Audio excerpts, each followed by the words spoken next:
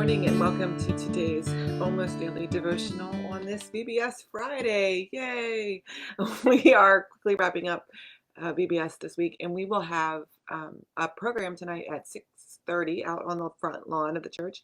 And you're welcome to join us for that to see the kids share what they've learned this week at VBS and their music and songs. And it will be a good time. So feel free to come and join us if you are around and available at 6:30 tonight. Today's scripture reading is from Genesis chapter 15. It starts with the 15th verse.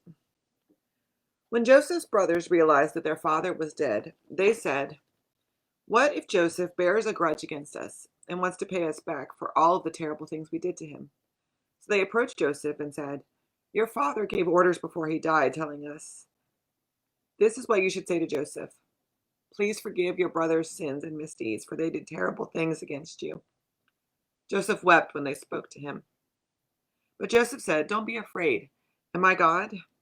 You planned something bad for me, but God produced something good from it in order to save the lives of many people, just as he's doing today. Now don't be afraid. I will take care of you and your children." So he put them at ease and spoke reassuringly to them.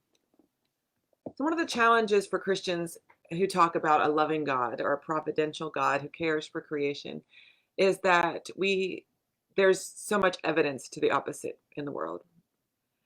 Or it seems that there's so much evidence to the opposite in the world. The idea that because there is evil, because there is bad in the world, then that means there can't possibly be a good God. And you can see the logic behind that. You can understand why people would think that. Because it does appear at times as if evil has the upper hand, or as if bad things have the upper hand. And so we have to be honest about that challenge as Christians and acknowledge that it's difficult sometimes to see God at work when we see so much evidence it appears to the contrary. Now, Joseph's story reminds us that bad things happen. People are inherently flawed. We make mistakes. We make bad decisions. We do bad things at times. We we can't help it. It's not that we want to. It's just part of who we are as people, as fallen creatures in this world. And the creation itself is fallen. And so the creation also makes bad decisions, if you want to put it that way. And so what we need to look for is not that everybody is nice to everybody all the time, or some utopia with flowers and our hair and singing songs with guitars, right? What really happens is when we see God at work in the midst of that evil or that bad.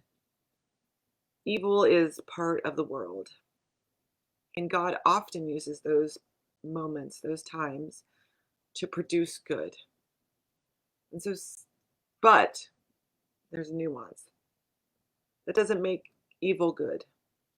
It doesn't make evil secretly good or secretly necessary. It doesn't mean we get to go around causing evil so God can make good come out of it. Evil will happen. We don't need to create it. We don't need to seek it out. And it doesn't mean that we should try to comfort people quickly by saying, "Oh, I know something bad happened to you, but God's going to do good," right? We need to acknowledge that evil is evil and that it hurts and it's painful and it causes issues. Tomorrow is Juneteenth, and I'm if you're like me, it's a new concept to you. I've only learned about it last year. But it's when we celebrate the final liberation of all of the slaves in America. And that was an undeniably evil institution. We can't say it wasn't, but there is ways that we saw God at work in the liberation of the slaves and in the liberation of people. Now, it's not nearly done. There's more work to be done. There's more things to happen, more discussions to happen. But we see God at work in the midst of evil. We see people who are at work in the midst of evil who step out and risk lives and risk loss and risk reputations to bring that message of hope in the midst of an evil time or in the midst of a tragedy or difficulty. And so if we look, we can see God at work in the midst of that. We can see the loving God be active even in the midst of the worst kinds of evil.